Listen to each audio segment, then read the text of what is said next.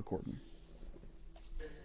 What is up, everybody? Welcome back to the What the Fuck Podcast. This is episode number 9.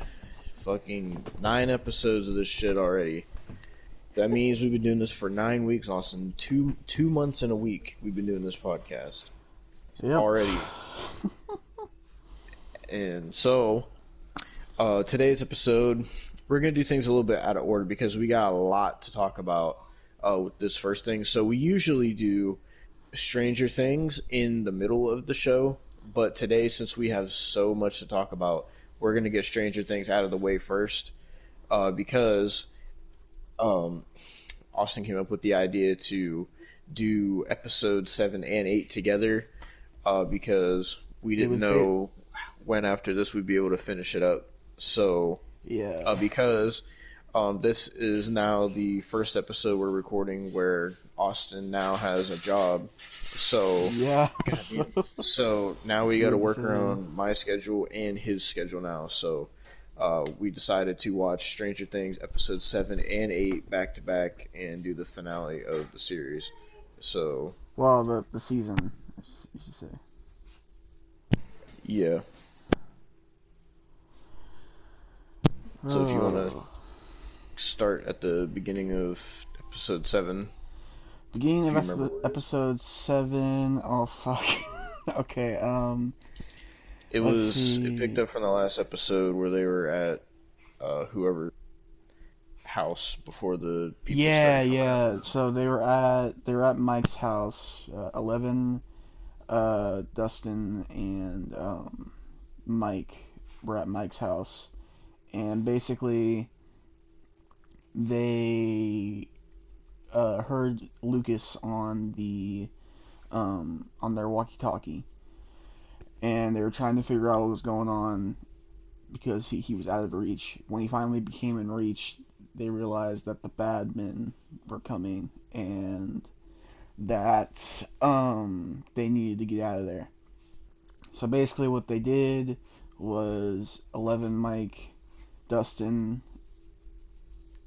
they all went out of Mike's house and found Lucas, and they ran to not ran, but rode on their bikes to the junkyard so they could hide out from the bad men at the laboratory. Then the laboratory people would then go on to question Mike's mom and dad, basically confiscating all of Mike's stuff and sending out a search team. Well, would you like to go and do what's next after that? Give me a minute. Okay. We will wait for him to do that.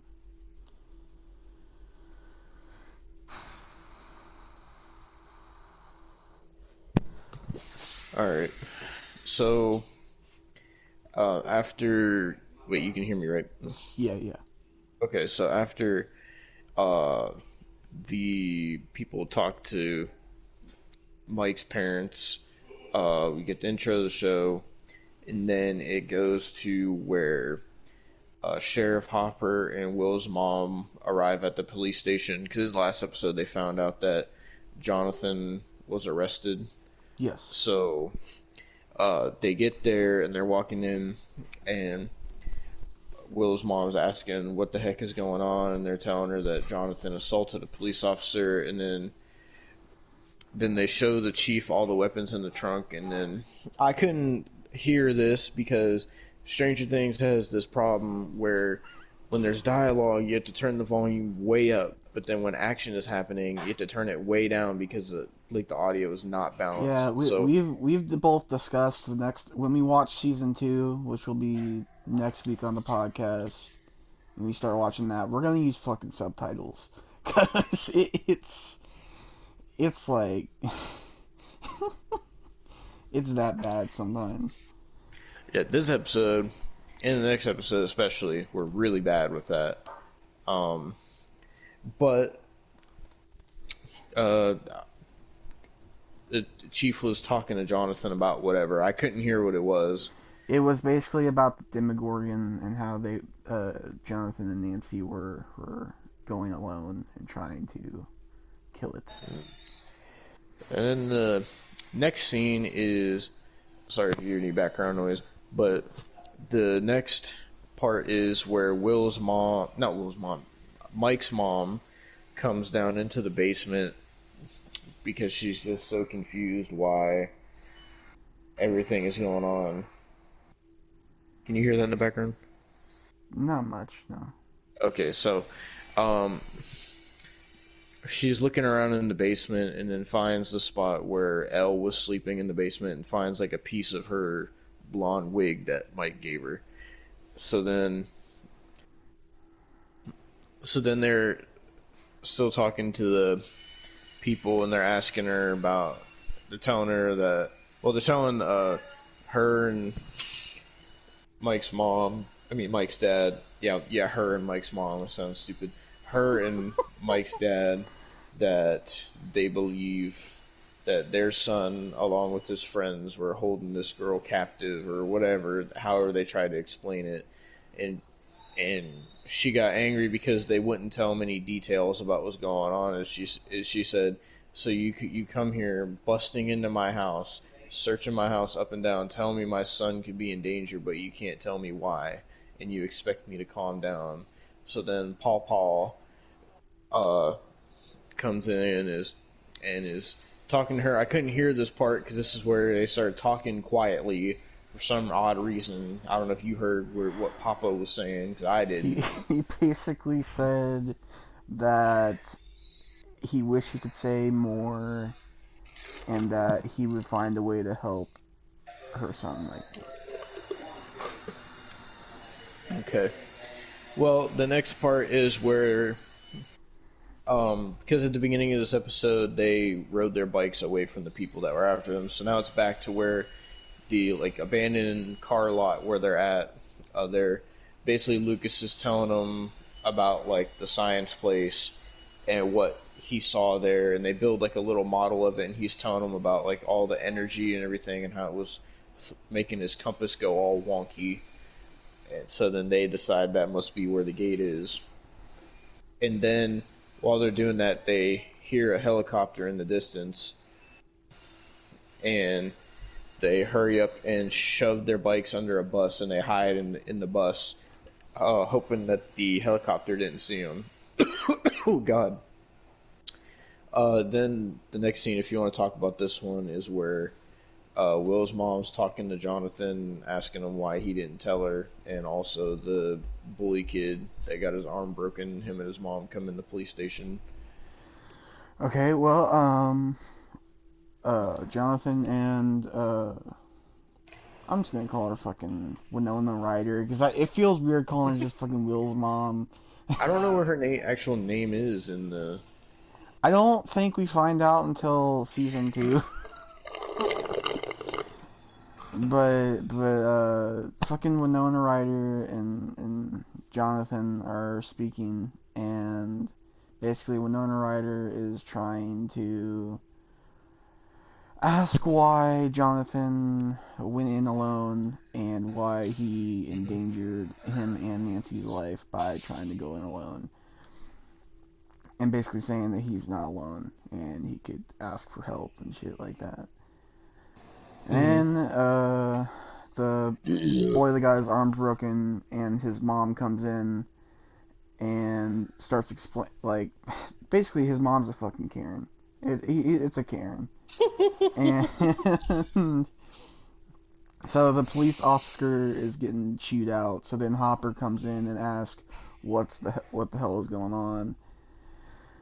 And then basically the boy that got his arms broken explains who did it, which it was 11, and then that's when Hopper, Winona Ryder, and Jonathan and Nancy go to get the kids. They had to like go somewhere to get the walkie-talkie to find the kids, I should say. Yeah. Mm-hmm. Then the next scene is uh, it cuts to Steve after his fight with Jonathan, and he's like banged up really badly, and he's sitting on his car, and the other dude and chick that were with him, like the two asshole friends, the ones who spray painted the theater or whatever they Yeah. did to it, they come out with I think like some sort of like headache medicine or something for him, No, no, it and was a fucking can of Coke. I thought they gave him like a bottle before that. No, they gave him a can of Coke. It was legitimately a can of Coke. I don't know who you are, but with the cuts that fucking Steve got, I don't think a can of Coke is gonna help. Yeah. So then they were talking about something, talking about Nancy, which got Steven really heated, and so he starts arguing with the dude, and it's saying like, you guys are assholes, you never cared about Nancy to begin with, and whatever. And then like the other dude starts calling Nancy a slut, which gets Steve really mad, and they start shoving each other. And then the dude like grabs him and is like, he's like, "What are you gonna do? You couldn't even beat. You got your ass handed to you by Jonathan Byers." And he's like, "What do you think you're gonna do to me?" And then Steve gets in his car and drives away. And the dude is like, he's like, "Yeah, Steve, run like you always do, run away." And then after that, it goes to Oh, where wait a second, wait a second. what The, I can't get over that they just put a can of Coke. That's like the fucking. That is legit like the school nurse strategy. Like, oh, your stomach hurts? Here's a fucking bag of ice. Oh, you fucking broke your arm? Here's a bag of ice. Like, that's so stupid. Why? or the fucking people that like would give you like a thing of like frozen steak to put on it or something like that. Oh I've seen that too. God, Jesus Christ. But the next scene is where the laboratory people are still at Mike's house, and Sheriff Hopper, Will's mom, and Nancy go over to the house, but they keep their distance so the people don't see him. And Nancy's saying how she wants to go home because her mom's there and she's worried. And then they see all the lab people, and Sheriff Hopper's telling her, "You can't go there. They're gonna kidnap you or whatever." And then they see the helicopter, and Nancy's like worried about Mike. And Sheriff Hopper says, cause she's like, "How do you know Mike's not there?" And then they see the helicopter, and they're like, "Because they haven't found him yet." And then he pointed out the helicopter. And then they all get in the car, and they're trying to figure out where Mike and them could be at.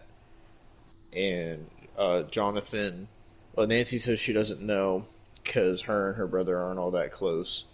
And Jonathan, the only thing he can think of is Will's walkie-talkie that he uses to talk to his friends. So they go to Will's house, and Jonathan goes into Will's room and gets the walkie-talkie. Then next is the scene where uh, Nancy and Sheriff Hopper are trying to contact Mike with the walkie-talkie, and the boys aren't sure if they should answer or not because it could be a setup by the laboratory people. So they debate on it, and then Sheriff Hopper gets mad, and he grabs the walkie-talkie, and he tells them that they better answer and that it's serious and whatever. So then they still don't hear a response, so they put the mic down, not the mic, the fucking walkie-talkie down, and then they're like, "Okay, well, what do we do now? Any other ideas?" And then Mike finally answers and says, "I'm here."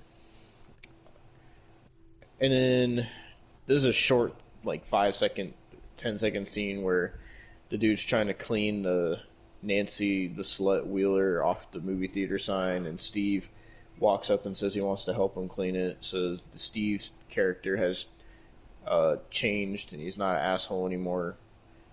And then it goes to where Mike's mom and dad are talking about like how they're confused about what's going on, and his mom is like, "Do you think Nancy's involved with it?" And the dad was like, "Nancy involved with anything with Mike? Nah." And then it goes to the scene where the kids are sitting in the bus and they think it's Sheriff Hopper coming to get them, but you can talk about this scene. Oh yeah. Basically, the boys and 11, I should say, are sitting in the bus, and then the bad men come, and then basically Hopper like destroys them because he's fucking a beast in this show. Mm-hmm. Destroys all of them, and then gets the kids and takes them to Winona Ryder's house. Yep. And then they're at the house, and Nancy reunites with Mike, and then sees 11, and then they're all sitting around the table discussing what to do about the upside down and what the boys know about it and what the adults know about it, and they're trying to figure out a plan of what to do to save Will.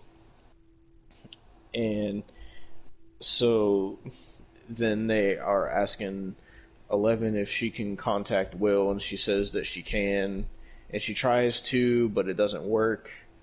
So then she starts getting worried. Then she goes to the bathroom and looks at herself in the mirror, and then realizes that the only way she'll be able to contact Will is if she goes into a bath like how she did at the laboratory. And she tells them that, so then they have to devise a plan.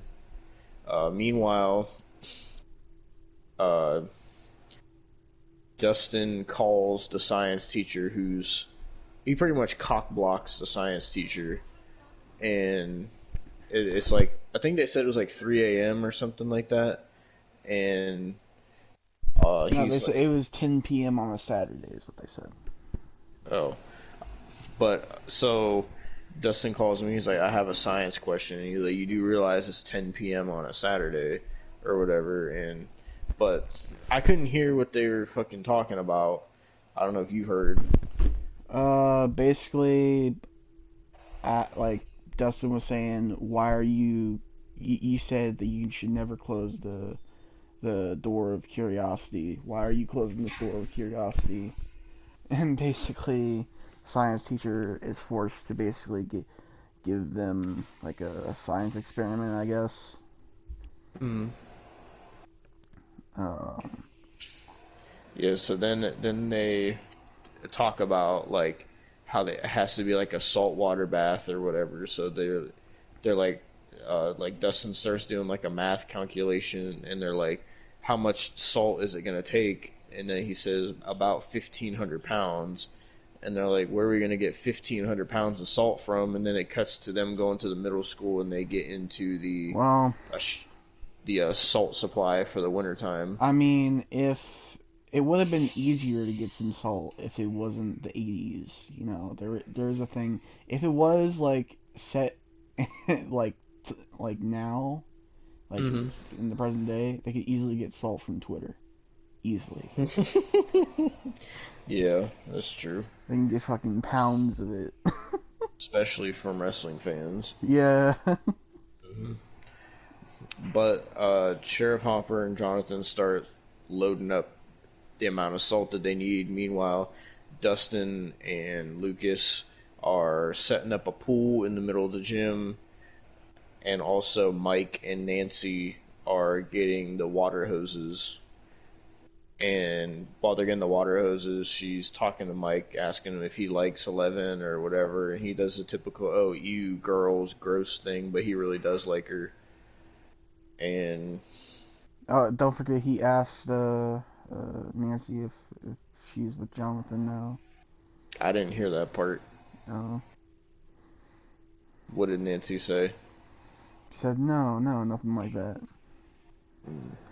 And then it goes to the scene where Will's mom and Eleven are talking, and she's telling Eleven, like, no matter what you see, don't be afraid, don't run away from it, and is telling her to talk to Will and don't be afraid, and asks if she can do that. She says yeah, and then it goes to where Nancy's hooking up the hose, and they start filling the pool with the water, and they have to get it to perfect temperature, and then they start pouring the salt in. And the way to test that they have the right amount of salt is to put an egg in the water, and if the egg sinks, there's not enough, but if the egg floats, there is enough. Yeah. I guess I never seen that before, but I didn't learn that in science class. neither did I.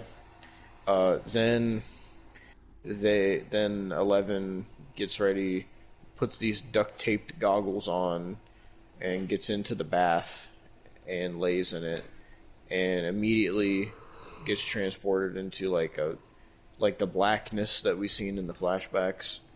Yeah. Gets transported there, and she's looking around, and she sees what the Demogorgon was eating the last time she saw it, but the Demogorgon wasn't there, so she actually walked up to it, and what she found was that what the Demogorgon was doing the whole time when she kept seeing him was he was eating Barb's body. Yeah. And we discover that Barb is actually dead. And Mm-hmm. so there anything like Eleven says in the uh blackness, like the people surrounding her at the pool can hear, so she's saying how Barbara's dead, and then like Nancy starts getting all emotional, and then Eleven finds the like fortress in the woods that Will made called Castle Byers, and she looks inside and she sees Will almost dead, and Will's mom is telling her to tell Will that they're coming to get him and everything will be all right, just to hold on and make sure he's safe until they can come get him. And Will's like barely holding on, and then everything starts fading around her, and then she wakes up and she starts crying, and Will's mom holds her. Yeah.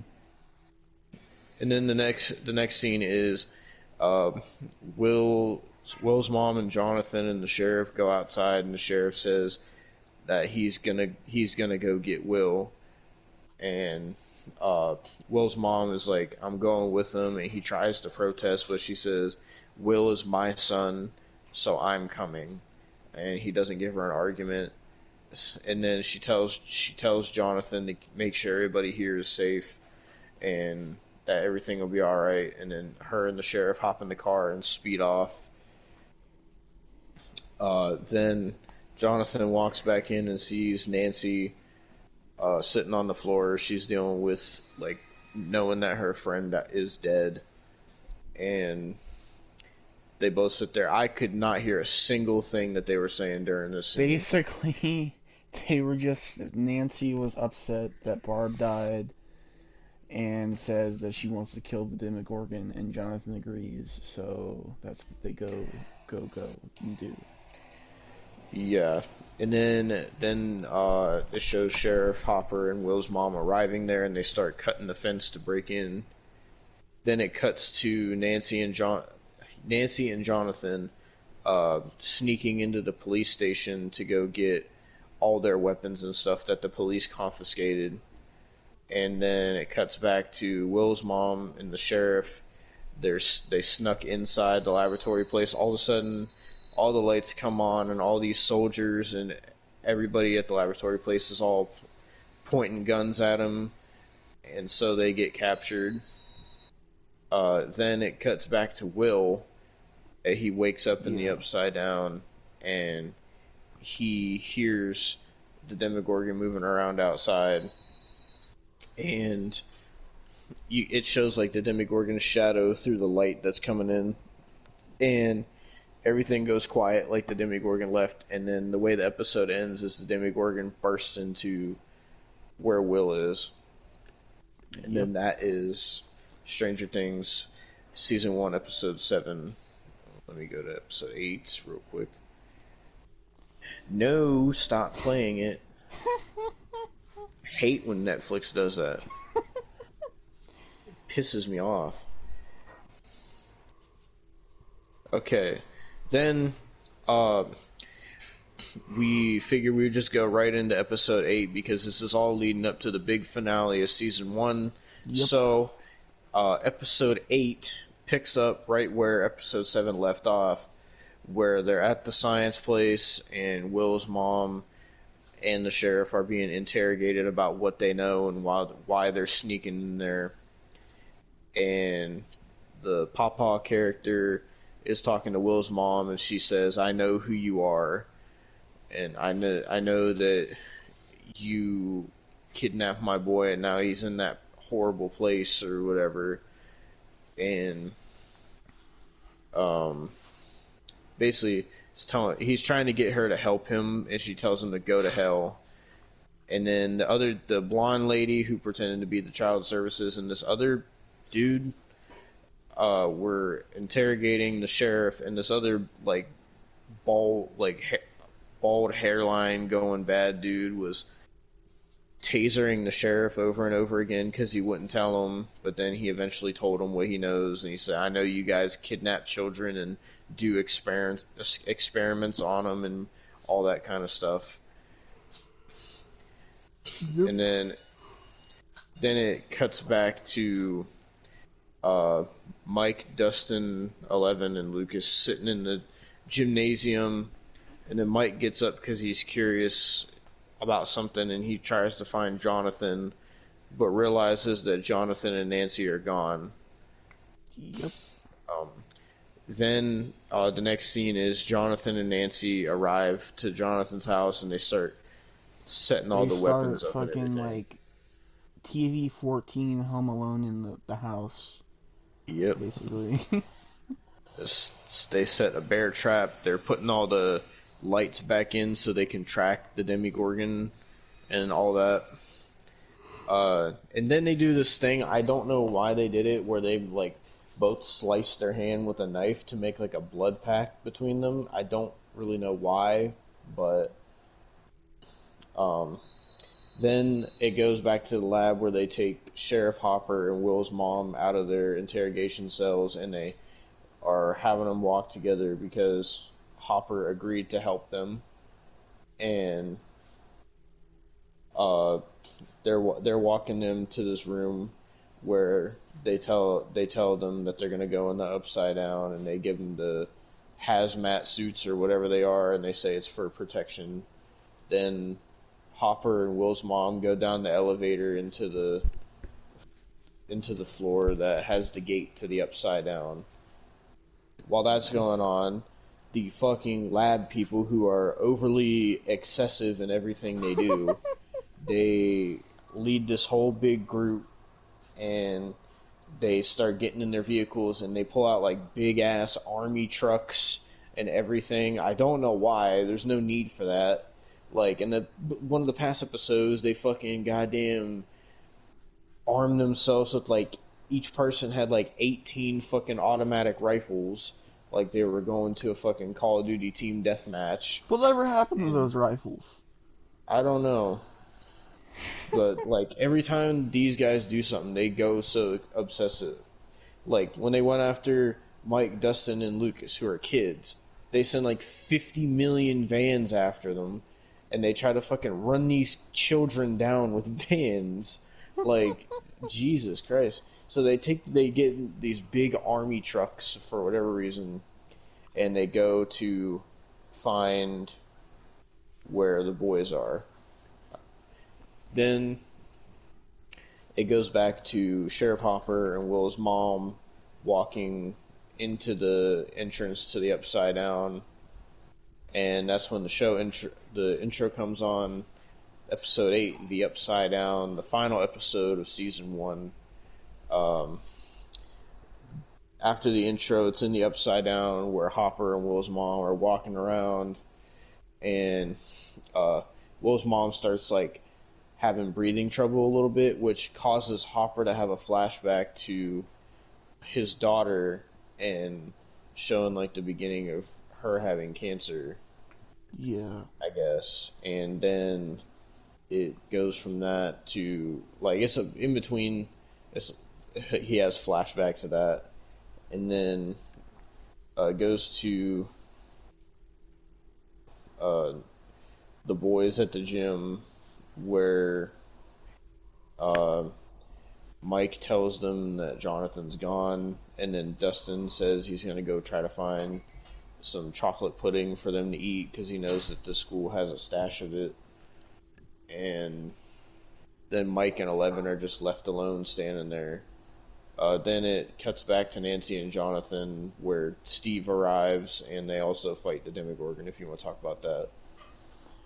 Yes. Okay, so Steve arrives, he tries to come in, tries to talk. Then he assumes that the cuts that Nancy and Jonathan did was from Jonathan and that he's cutting her. I don't. How would that work? I How, don't know. like, what is it like a fucking? Does he think Jonathan's just like part of this like Manson cult where I where don't he's know. like what? Okay, so then that Steve comes in like and tries to talk to Jonathan, and then basically, Nancy points a gun at Steve, tells him to leave, Hmm. and then the Demogorgon the lights start flickering, and the Demogorgon fucking comes in, fucking Kane, like out of the ring style, but like the opposite. And then roars. So Jonathan, Nancy, and Steve go to Will's room, and it Hmm. cuts from that, I believe. And like Yeah. no, it actually it goes back. It's it's still in the It shows them in the room. Jonathan wastes a fucking lighter basically, and they walk out, and nothing's there. So they're sitting there, and they're like contemplating what's, at least Steve is contemplating what's happening and saying that it's crazy.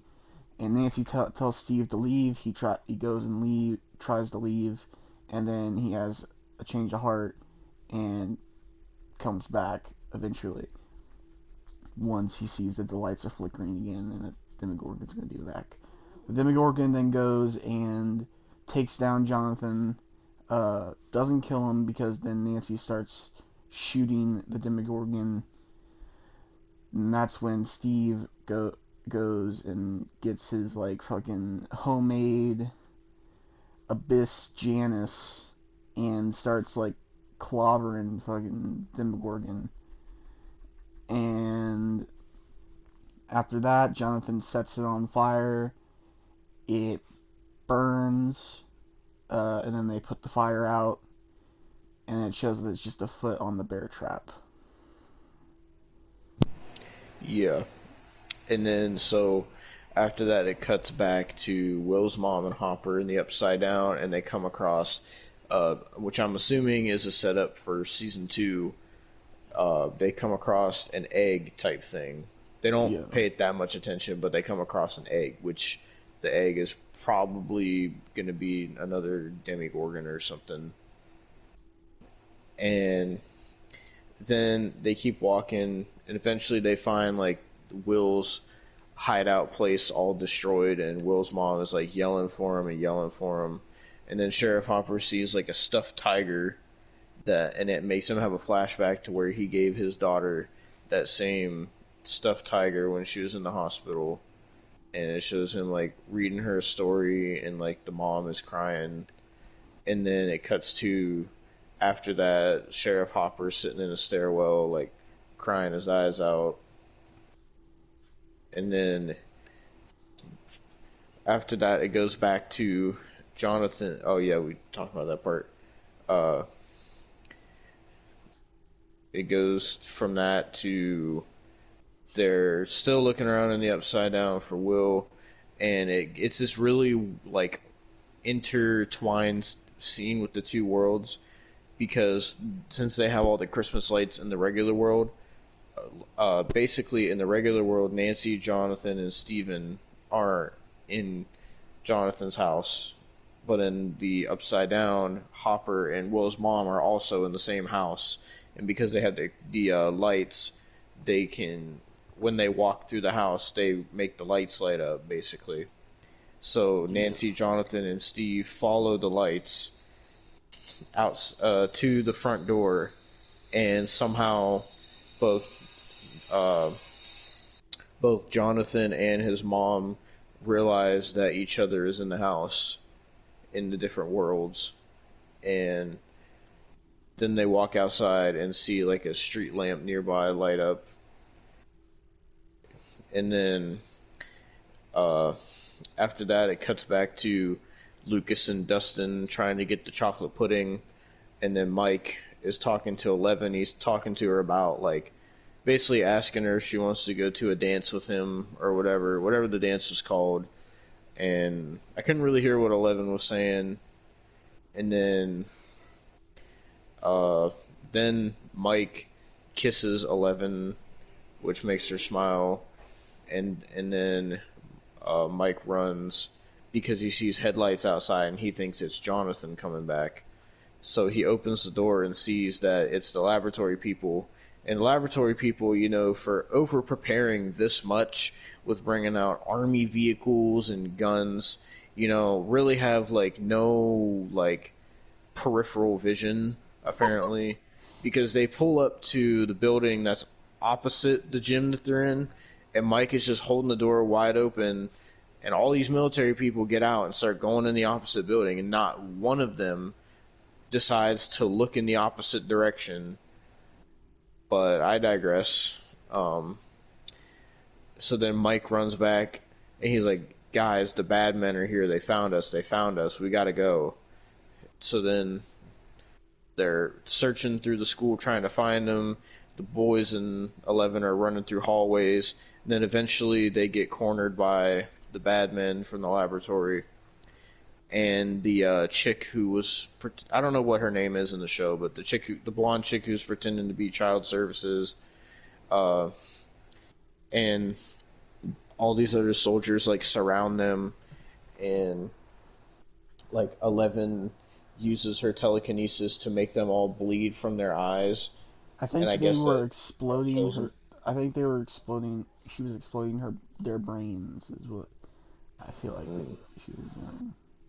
Yeah, so they all die, and then that took all of 11's strength, so she falls down, and then it cuts back to Will's mom and Hopper in the Upside Down. They're walking across streets and stuff, uh, and eventually they enter a building, and then it goes back to the boys, where after 11 killed those after she killed the bad men, uh, more guards and Pawpaw comes in. The guards basically Pawpaw tells them to that he'll let them go if they give him the girl, basically. And Mike's saying no, and they're all protesting, saying no, calling him a bastard and everything. So then the bad men grab the boys and are holding them, while Pawpaw talks to 11, and he's trying to convince her that everything will be all right. And then she just keeps saying Mike's name over and over again, and then she says blood, and then everybody stops, and then it shows a tracking shot of the floor where the blood has drawn the Demigorgon. Then the Demigorgon busts out of the wall and starts killing people, and he also kills Pawpaw. Yep. Uh,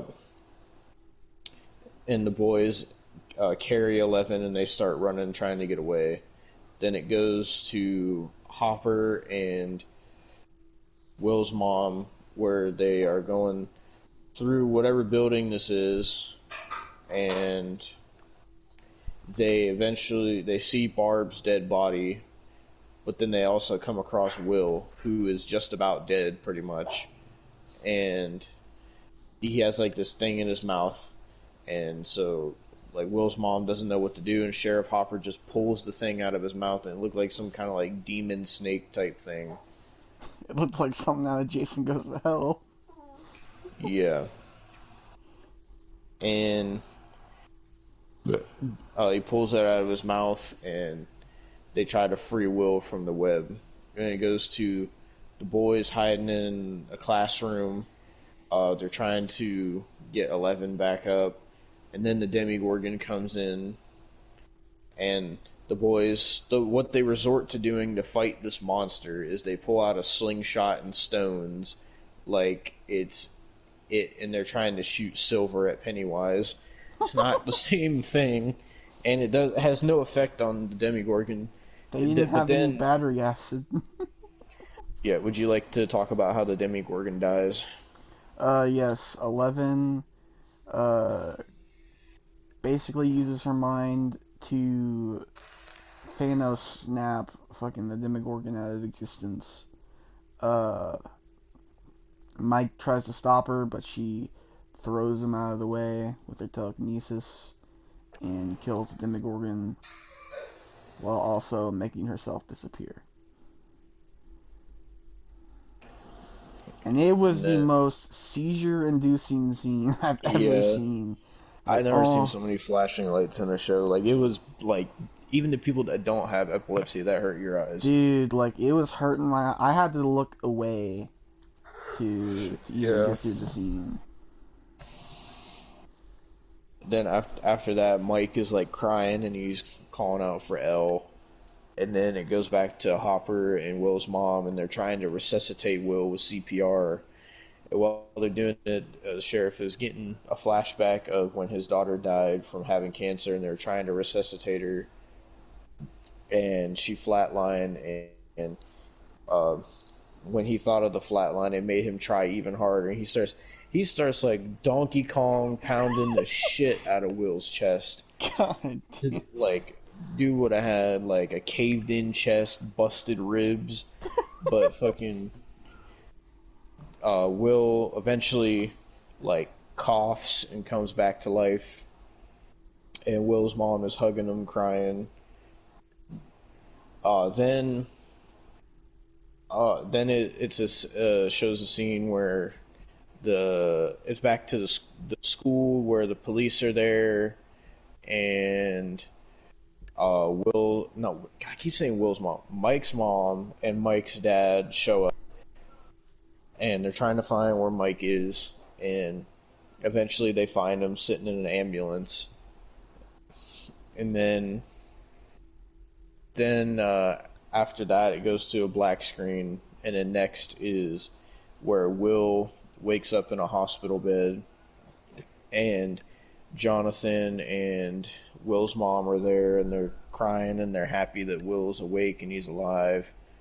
And Jonathan said, "Hey, I brought you some of your stuff," and he shows him cassette tape and everything. And then it shows that all the characters from season 1 are all sitting in the hospital waiting room, and well, not every character, but all the important characters basically. And then it shows that Dustin and Lucas are sleeping, but Mike is like sitting up, worried about, I'm assuming, Will and Elle at the same time. And then Jonathan comes in and tells him that Will's awake and they can go see him. So he wakes up Dustin and Lucas, and they all run in there and hug Will, and they have this big, wholesome reunion. And they talk about everything that happened, and then like Jonathan's smiling to see his brother alive and happy, and then Nancy's standing behind him, and she leaves the room. And then we see Sheriff Hopper come outside, have a cigarette, and then people from the laboratory show up. Do you want to explain this part? Basically, Hopper gets in the car and they drive away. And What does it mean exactly? It basically means that he's going to be involved with helping with 11 to the rest of the show. So then it goes to a black screen. Then it says, I think it said a month later, and now it's snowing and it's Christmas time, and oh my god, I can't even talk. It goes to Mike's house, and they're down in the basement, and it's Mike, Dustin, Lucas, and Will. They're all playing Dungeons and Dragons like they were in the first episode, and they're all having fun, having a good time. And then Jonathan comes down and tells Will it's time to go.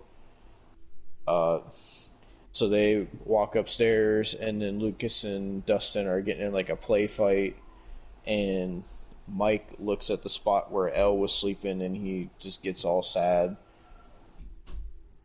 And then Jonathan and Will go to leave Mike's, and then Nancy says, "Hold on," and she gives Jonathan a Christmas present, and then kisses him on the cheek. And it turns out that she bought him a new camera. And then Will and Jonathan leave. Nancy goes in the living room and sits with Steve on the couch. So her and Steve are back together. Yep. And then after that, we're almost done. We're almost done. After that, it goes to Sheriff Hoffer. They're having some kind of like Christmas party at the police station, and he like starts packing up food to go and shit. And then it shows him driving out to the woods. He gets out of the car and goes to this one special area that's like a little like chest, and it's like a little Minecraft chest in the middle of the woods, and he puts the food in there and shuts the lid. And is that food supposed to be for 11? I'm confused. Yes, basically, 11's gonna get that from the upside down, basically. Alright, so then it goes back to Will's house, and Jonathan, and his mom are sitting around the table. I'm assuming having Christmas dinner, and they're just talking about stuff, and then Will says, "Hold on, I'll be right back." And then he goes into the bathroom and looks at himself in the mirror, and then all of a sudden like throws up in the sink, and you see like a little tiny little eel thing, like the one that was in his mouth, and it goes down the drain. And then like he has like a moment where he's looking in the mirror, and he like flashes between the real world and the upside down for a second, and it freaks him out. And Austin was telling me now Will is connected with the upside down, basically. Yeah. And then after that, it goes to back. Will comes back to the table, and they start joking around, having a good time, and it pans out the window, and then the credits roll, and that is the end of Stranger Things season 1.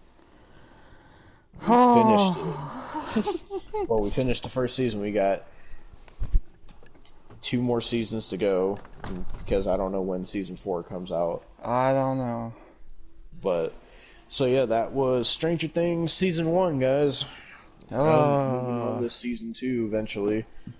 Yeah. But overall, the finale of season 1, I'll let you give your thoughts on season 1 as a whole and the finale of season 1, since I was just reviewing most of the last episode. Well, honestly,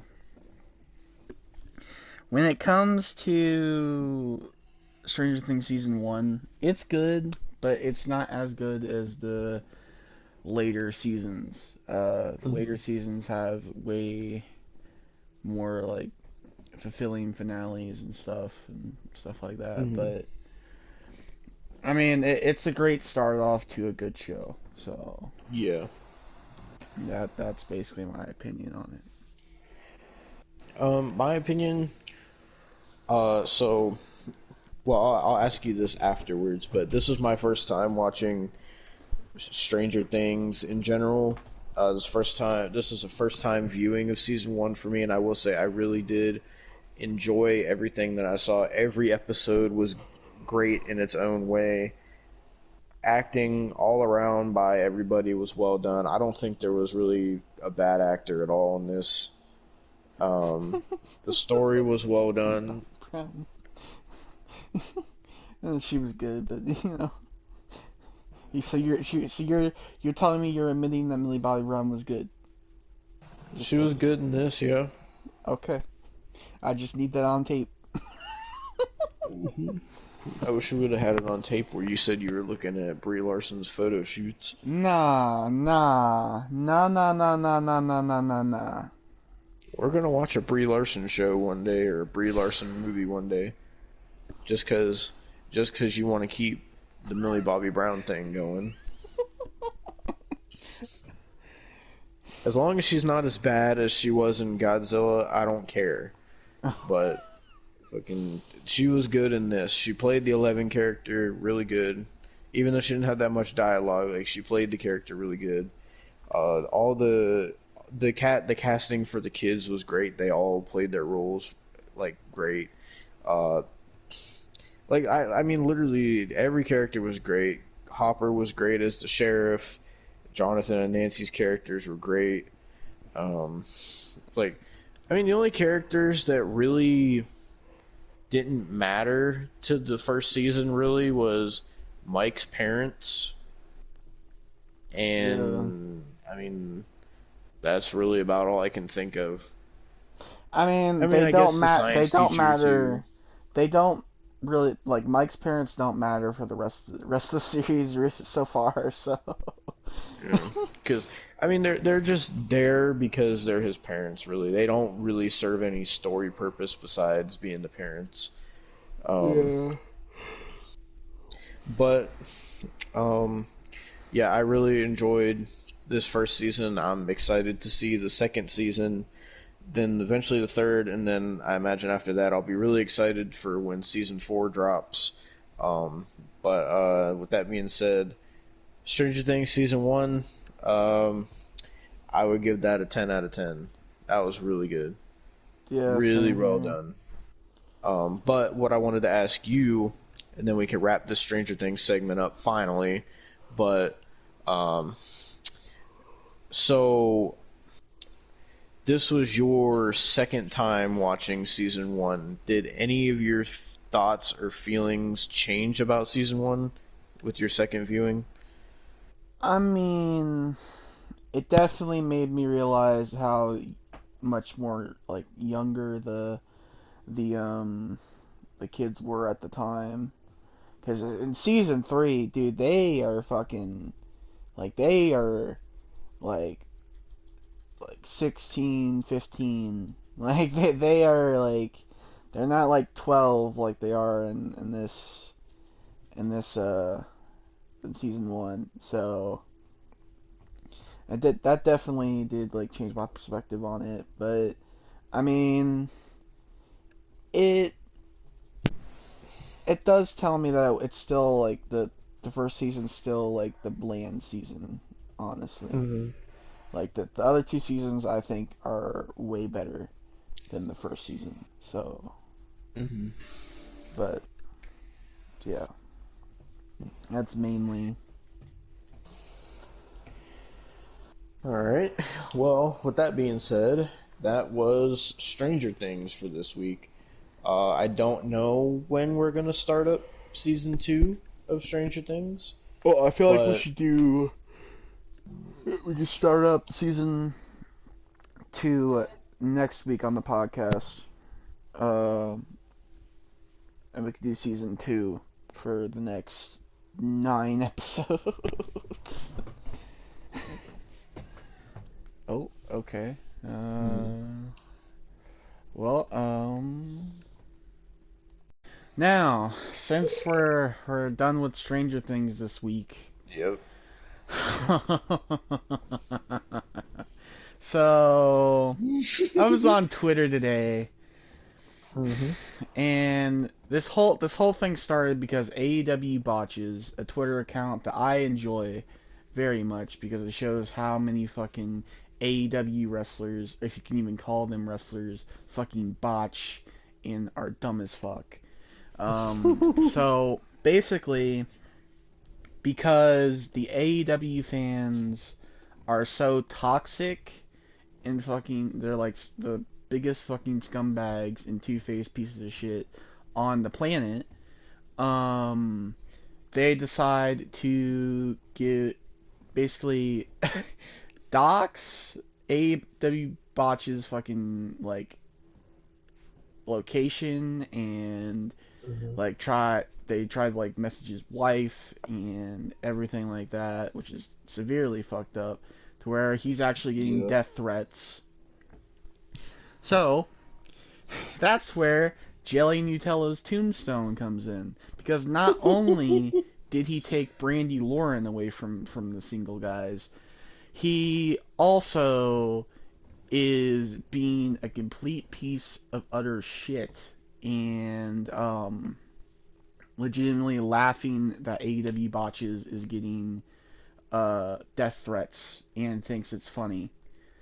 And then he's also basically he's also getting into beef with other people that's supporting AEW botches.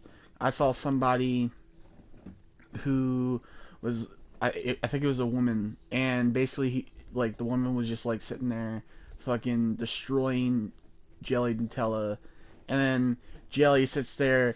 Keep in mind he has a fucking girlfriend, Brandy Lauren. I don't know why, but he has one. And he sits there and basically says, would you like to go out like on a date sometime?" And she goes, and I quote, "I don't know who you are, but I only date pro wrestlers." It was the best Oh my fucking. god. It was the best fucking roast I've ever seen. I could not compare. Oh man, I followed her for that. So, but so he's beginning to be with that chick, and then there was another guy who he's also trying to like get his Twitter account taken down because he said that it was fucked up that Jelly Nutella is laughing at a man who's getting death threats. So AEW fans and people in the AEW, locker room, roster, the elite, all Tony Khan. I honestly want to know why you're supporting this piece of utter human garbage. I I don't understand why you support people like this and why you hire people like this. But this is another out of the multiple handfuls of reasons that I do not watch your company no more because of the people that you have on your roster, pieces of shit like this. I want your take on Mhm. this, Devin. I mean, fuck Joey Janela. I never liked him to begin with, ever.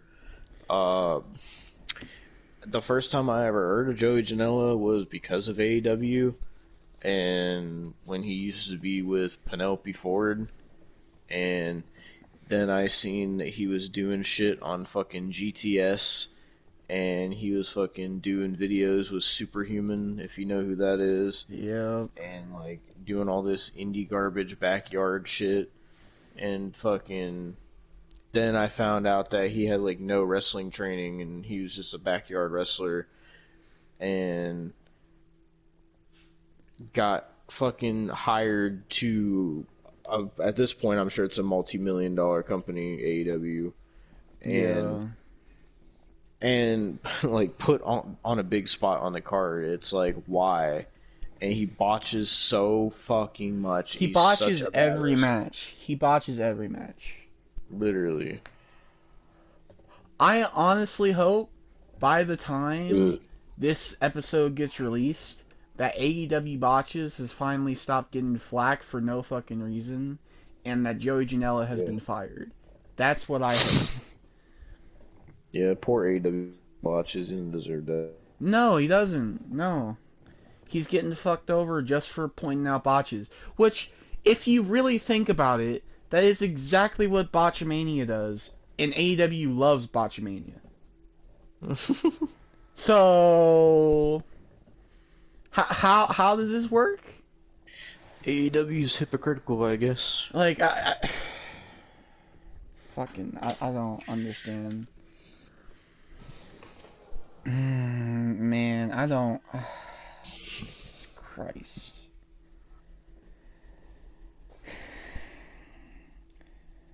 Well, I mean, we could talk about what happened on the other black and yellow brand. Mr. Samoa Joe returned to Yep. NXT. And he is now an enforcer for William Regal, basically. And his role is to try to keep peace in NXT and try to restore order in NXT. And he's not allowed to attack people unless provoked. Yeah. And he, on NXT, gotten Cross's face, which I hope eventually we see a match between Cross and Joe. I think that'd be awesome. Yeah. And he also fucking almost broke Adam Cole's neck the way he snatched him up into the Coquina Clutch. Like he made that fucking goddamn flippy dippy fucking goddamn elite infected indie wrestler. Oh my god. Fucking I don't like Adam Cole anymore. I like his Adam Cole's moveset is too indie for me. Like I used to like Adam Cole and I loved Adam Cole in the Undisputed Era, but now like Adam Cole just has not evolved, he has not changed. His moveset is a Canadian destroyer. All he fucking does is super kicks and fucking still does the stupid ass Bullet Club shit. And fucking the only reason people cheer Adam Cole at all is because he does the Adam Cole baby thing. That's it. Like nobody fucking cares about Adam Cole right now. Yeah, no, I don't because like Adam Cole anymore. we were so like when we were doing the wrestling reviews, like we were so like we enjoyed seeing Adam Cole. Now we just don't. Now we just don't. We just don't. Ever we don't since give a the fuck. him and Kyle O'Reilly thing, Yeah, Adam Cole has just gotten worse. You should have just see. This is what happens when you don't watch E3, Adam. You fucking you get snatched up with by Samoa Joe, and then you lose your title match. You should have just watched E3. That's what you should have done. But no.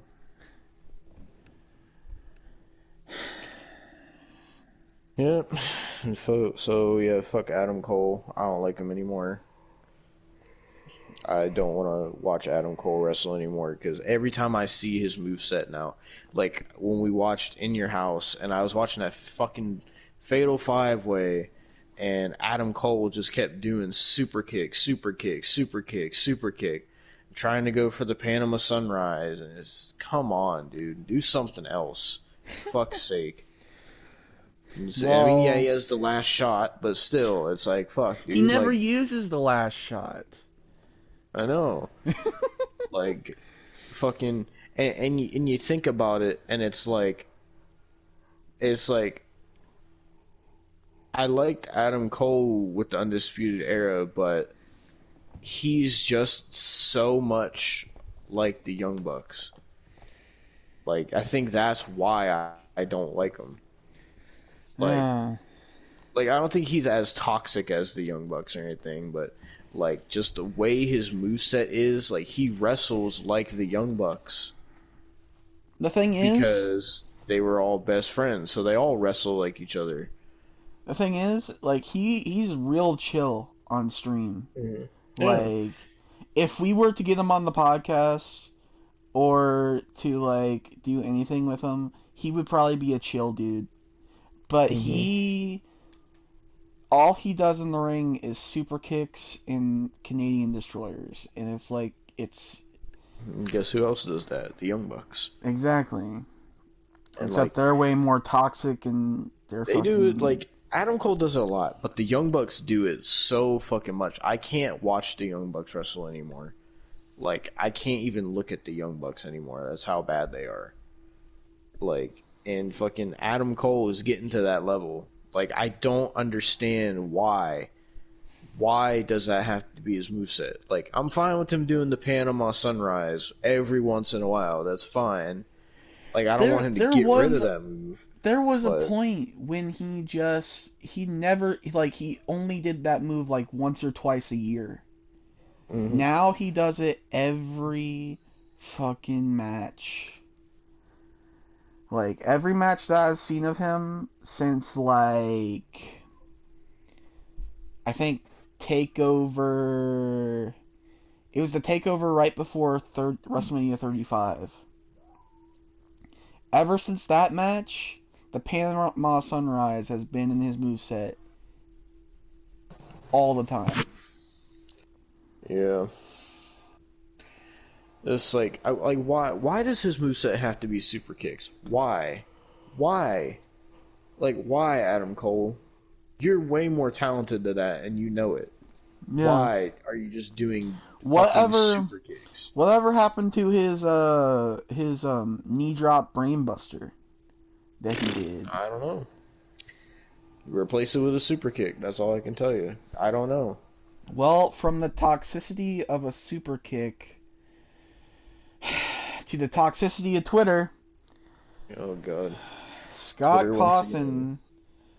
Okay, so Scott Coffin retired. Now, on one hand, you would think, okay, cool, he retired.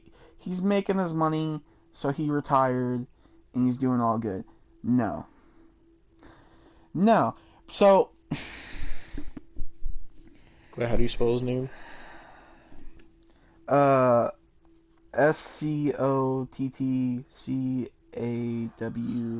SCOTTCAWTHON. Um, basically, because of cancel culture, legitimately, like,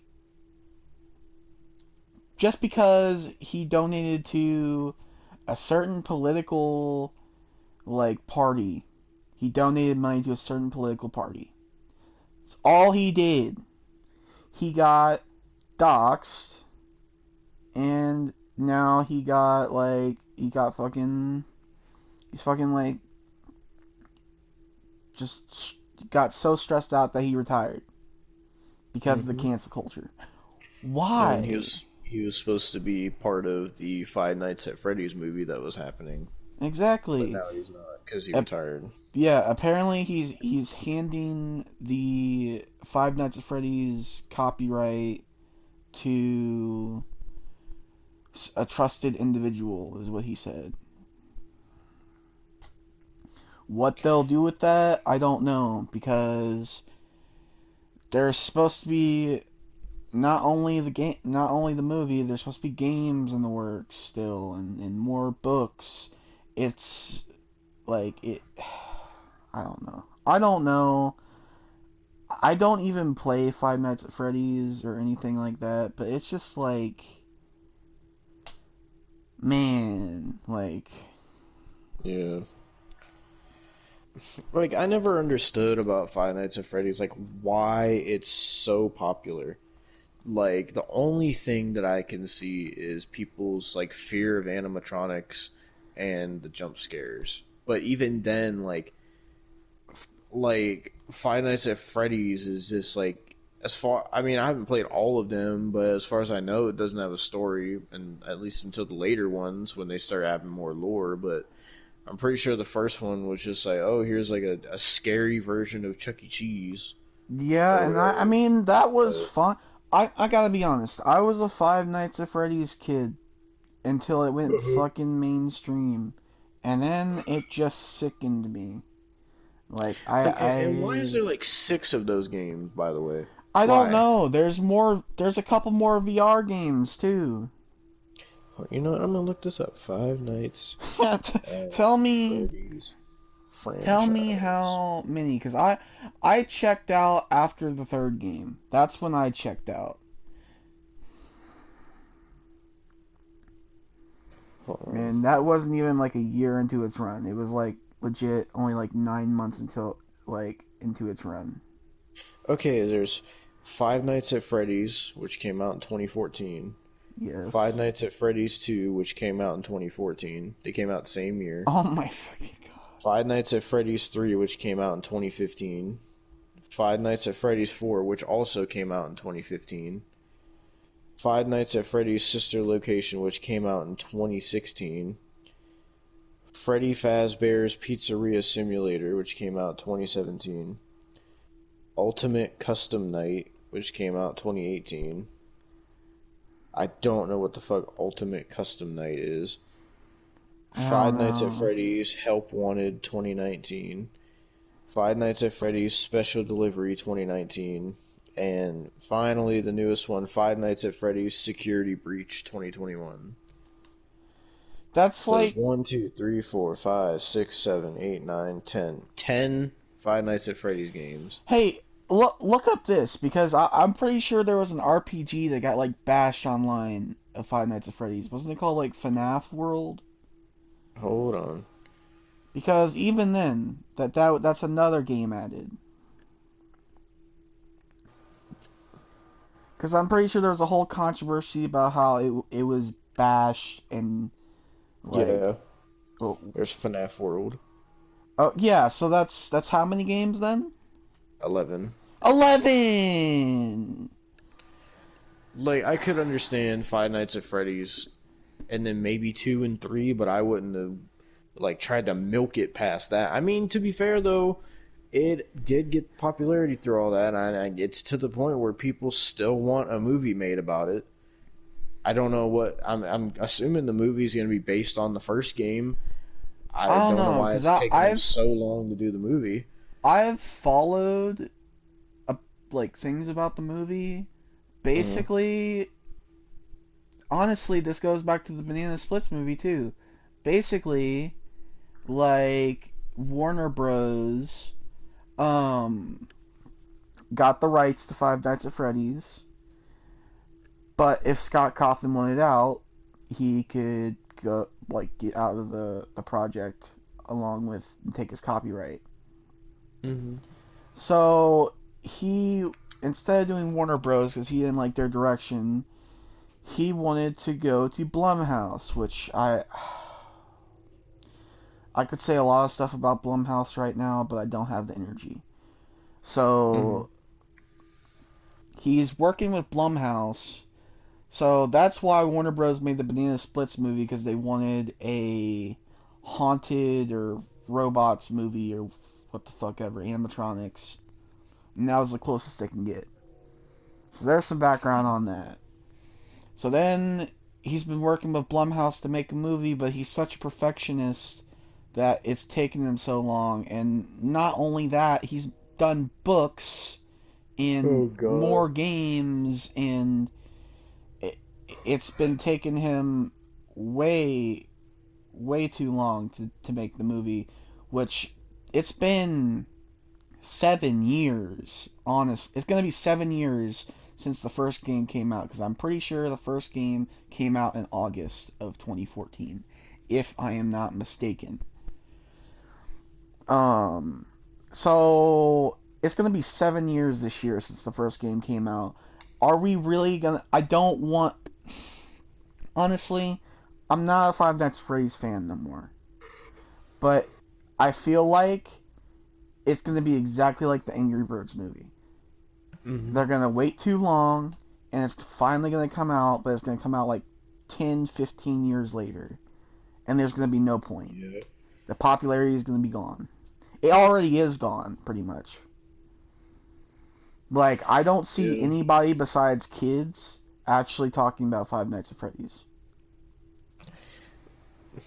Well, even then, I don't think people talk about it like they used to, because, like, No. the way they used to talk about Five Nights at Freddy's is how people talk about, like, Among Us and Fortnite and all that now. There's so many games that have came after Five Nights at Freddy's that have just, like, took away the whole. Actually, no. I know exactly who talks about Five Nights at Freddy's too much. The fucking game theorist. Oh my god, Matt Pat, stop. Oh We don't god. care. He's made like 50 theories. He's made like 50 theories over the past 7 years. Stop. Just Oh stop. god. But I digress. That my whole thing is if it's gonna get worse because since he retired. So what's the point in even making the movie now? What's the point? Yeah. I mean, there is no point. Even if the movie does get made, it's just too late to make it. It's too It's late, and not it's gonna be a cash grab. like it's like the Angry Birds movie. It's just gonna come out like people are gonna be like, "Oh, Five Nights at Freddy's movie." I mean, the game came out 7 years ago, Yeah. but fucking, I mean, and now if they don't have the fucking creator of Five Nights at Freddy's on there, well, then what are they gonna do? They're gonna do their own fucking thing and make it like Blumhouse 10 times worse. Blumhouse will fuck it up. Blumhouse, even if it still would have been like really cringy when Scott was a part, like Scott Cawthon's a part of it, like it, it will be even worse. Especially because Blumhouse is a part of it. Blumhouse Yeah. is a very iffy company. There is only a handful of movies that I think Blumhouse have done good on. And the rest end up like Blumhouse's Truth or Dare, Fantasy Island, like they don't even get me started on The Visit. Oh Fuck god. that movie. Blumhouse mixed with M. Night Shyamalan is the worst combination you will ever see in the movie industry. But it Blumhouse isn't the greatest. Mhm. And I'm only assuming Scott Cawthon went to Blumhouse because at the time that he signed with them, they had just made Halloween. So that's why I'm assuming that he went there. But Probably. that's my take on that. Alright, well, what's next? 2K22. Okay, so let me sit up for this one and get re energized because this is pissing me off. Because, I mean, it's what everybody should have expected, but basically, the reason that I brought this topic up was because I seen WWE Games posted, like, footage of how like the entrance animations and stuff were being made, and they said how the game's gonna have like over 4,000 new animations or whatever the fuck. And fucking there was like a war going on in the comments of these fucking 2K dick suckers just defending 2K fucking heart and soul. Just like, why? Like, basically the reason there was an argument was because people who are on the side that actually have brains said that it's July and all 2K has shown about the game is just how the entrance animations were made and that there's going to be new animations in the game. Keep in mind, the game comes out in like 3 or 4 months and they haven't shown anything. I mean, Okay? I know in July we usually get the cover star at least. No, they haven't even shown that yet. Yeah. And fucking and so basically people were saying in the comments like, can you just show us what's going to be in the game already? Like, fuck, like everybody wants to know if they want to pre-order or not. Like, start showing us shit in the game. Like, Jesus fucking Christ. And so they were saying like, this is what 2K does every year. They barely show us anything until the month of release. And then all these fucking retarded fucking 2K dick suckers were responding to him saying, "Oh, 2K is trying, okay? Oh, just give them a chance. We know 2K20 was bad. Just give 2K a chance. Oh, they don't have to show you everything right now." Like, just fucking dick sucking 2K. Oh, 2K will deliver this year, I promise. They haven't Like, delivered for the past 2 years. yeah. So And they're doing the same thing, barely giving out information. Like, why?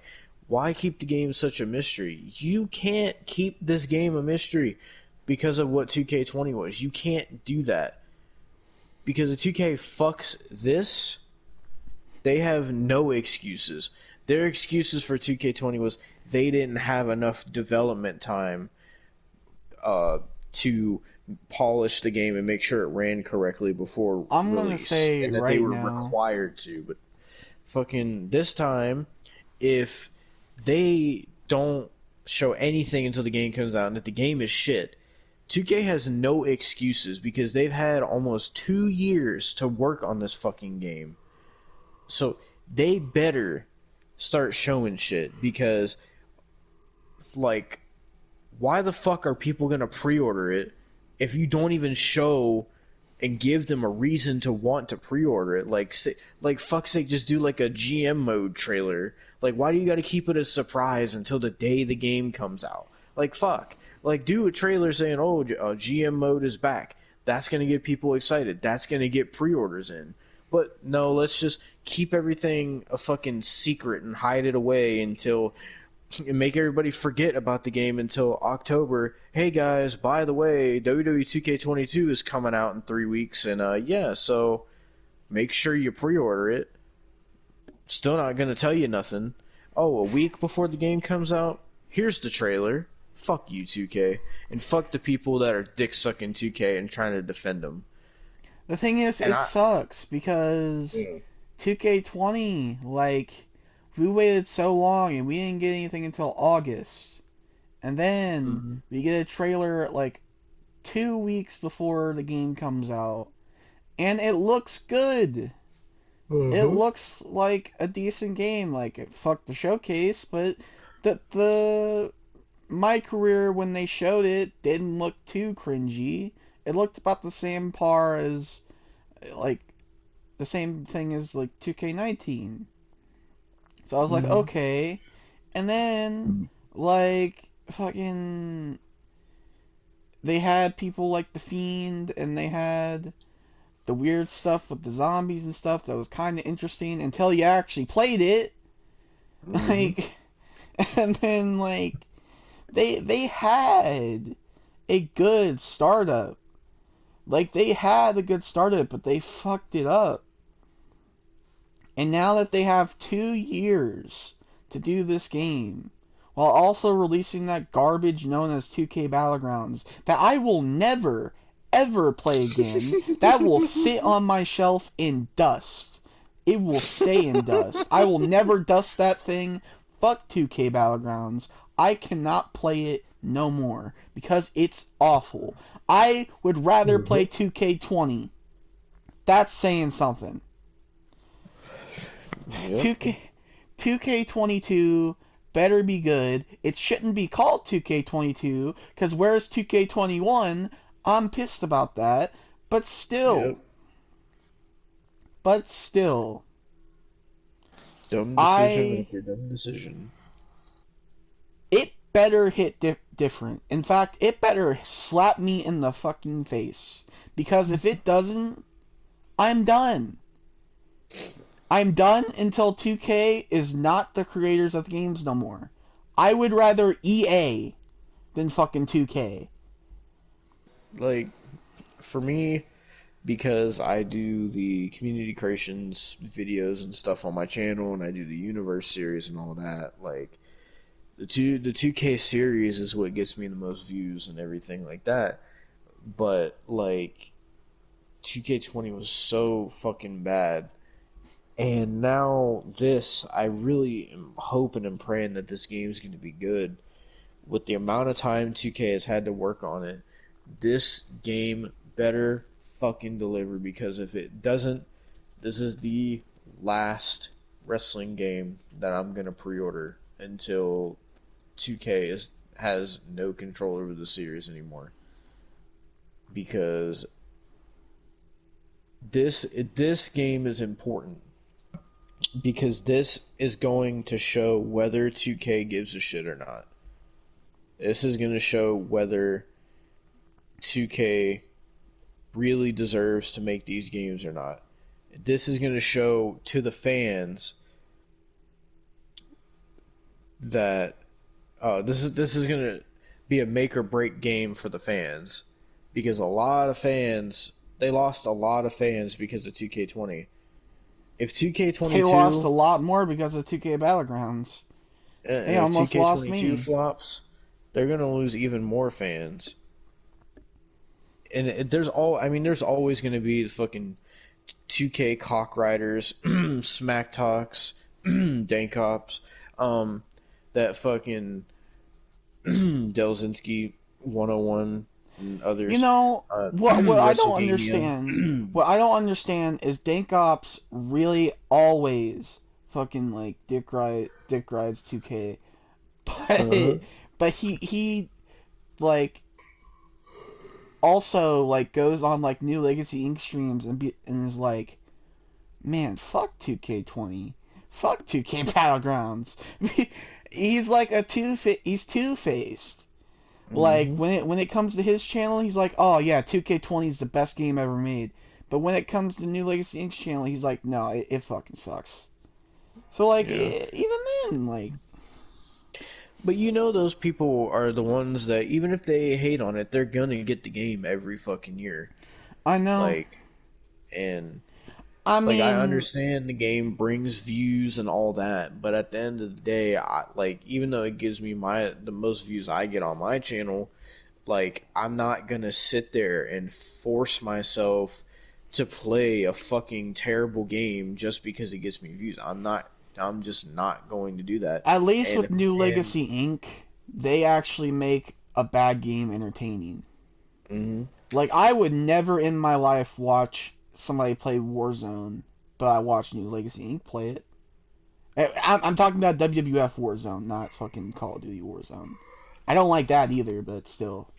Like, I'm gonna say this right now, for anybody on my channel that's watching this podcast, if WWE, remember this moment, make this mark on what I say right here, right now, because if WWE 2K22 is a shit game and it's disappointing and it's 2K's typical fucking shit, I will be getting the game, but if it is bad, if it is shit, and if it's just more of the same,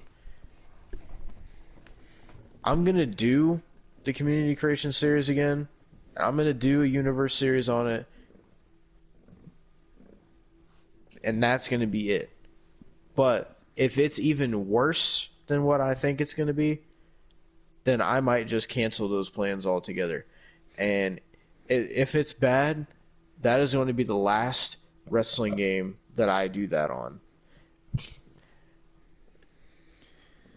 And if the people in my audience that fucking beg me to do this series, because I know a lot of people love it, and I used to love doing it, and I am willing to bring it back for the new game. But I have to say this, and you need to understand where I'm coming from. If this game is bad, I am not going to do that series. If this game is bad, I am not going to do Universe on it. If this game is fucking bad, I'm not going to do those series again until a good game comes out.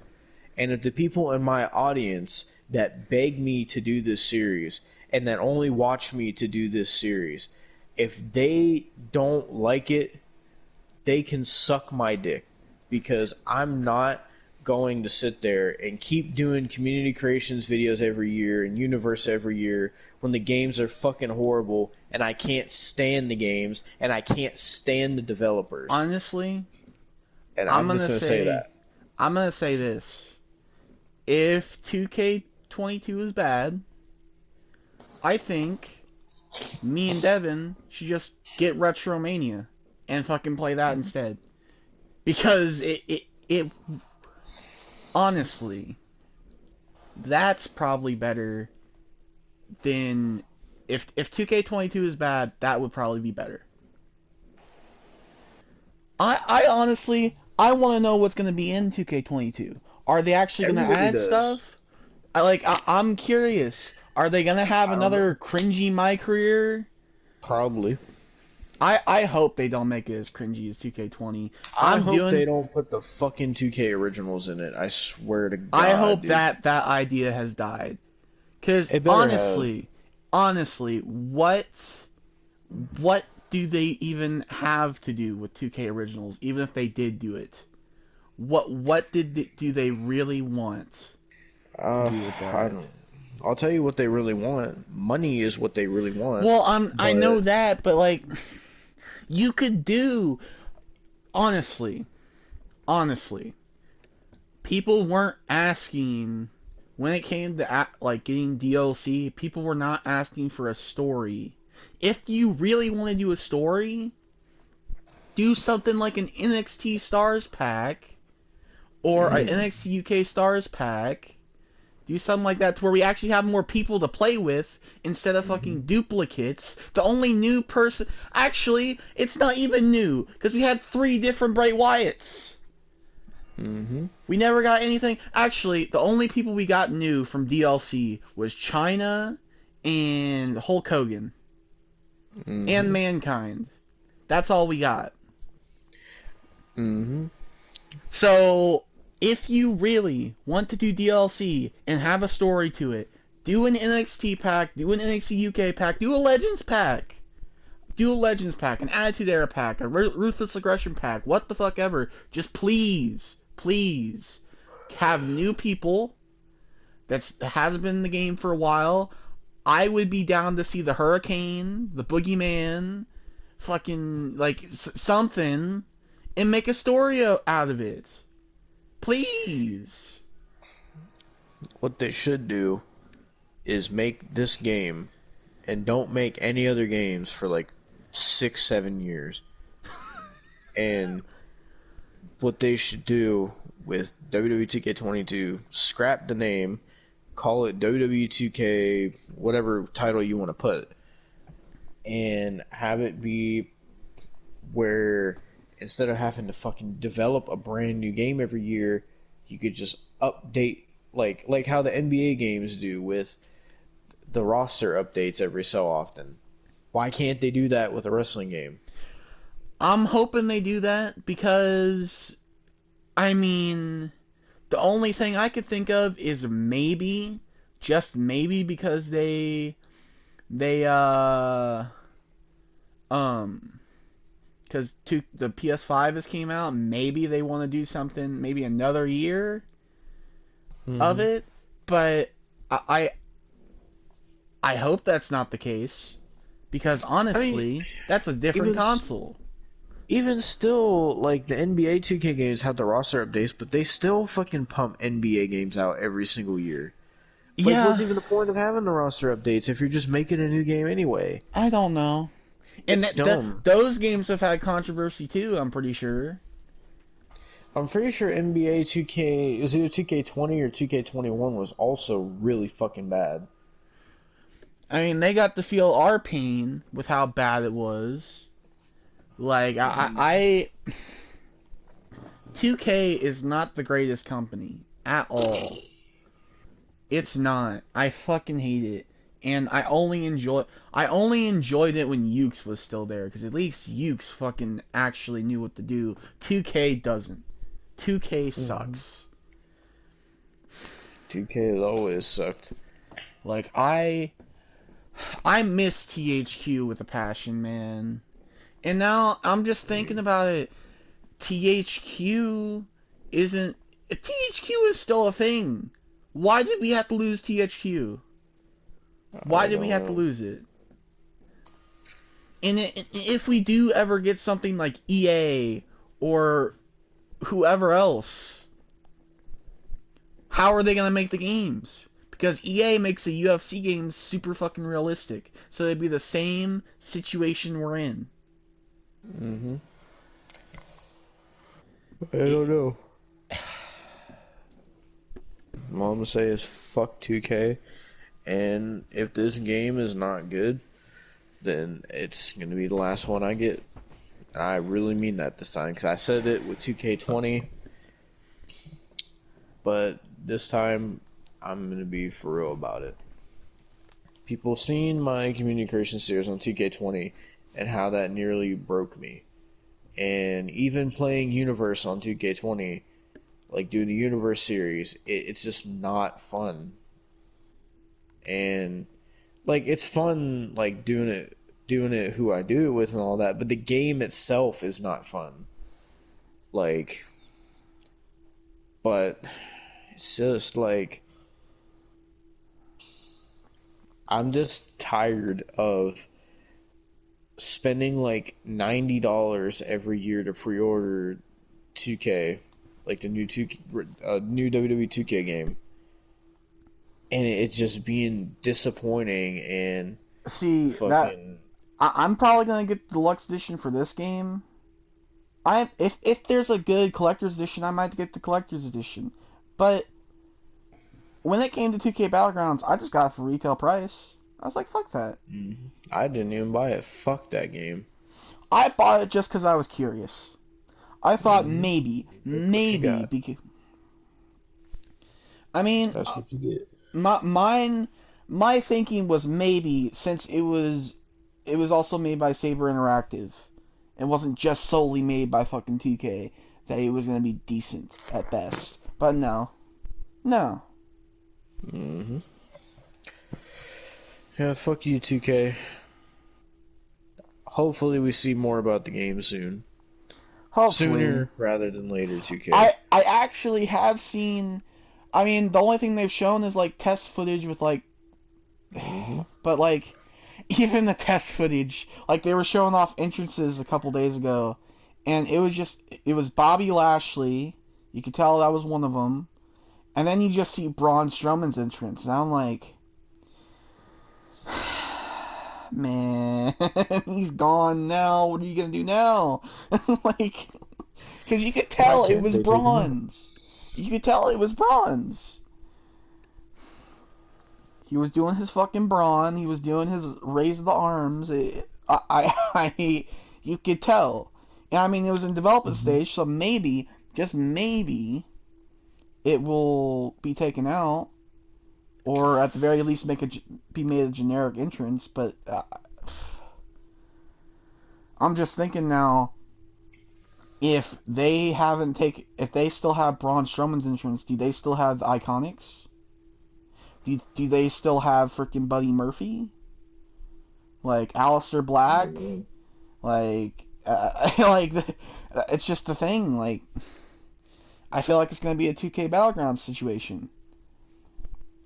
Like, they're still gonna have fucking Inkem and Razor in the like not even in the company, and they're gonna be in the fucking 2K22 or some Mm-hmm. shit.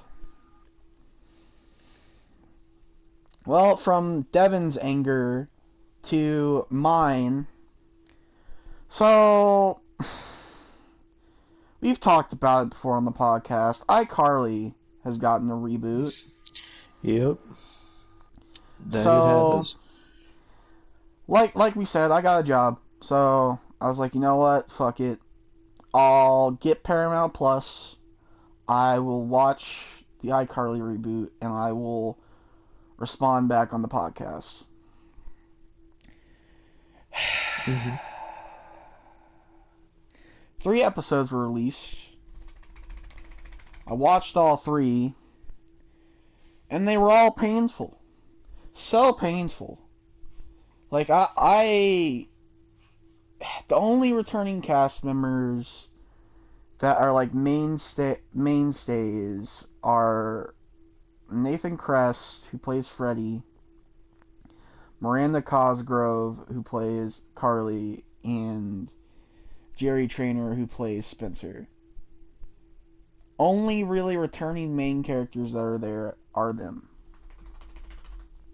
Then they have this new, like these two new characters, Freddy's stepdaughter and her mother.